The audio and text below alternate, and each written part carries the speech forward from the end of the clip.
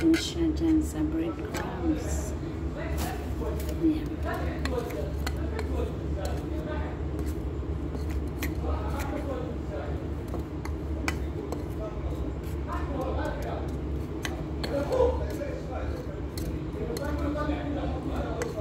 Ayan, igulong-gulong mo lang siya.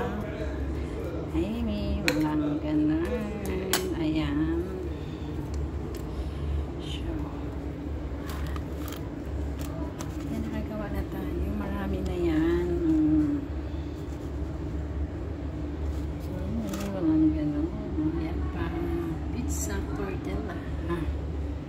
Nakarami na tayo. Masarap yan iprito. Yan ang tawag na pizza tortilla.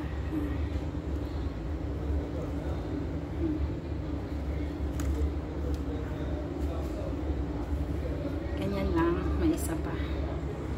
Yan, pagkuhan natin at matapos na. Itlog lang yan. Lagyan ng asin. Lagyan natin dyan sa breadcrumbs. Mikos-mikos mo lang, gulong-gulong.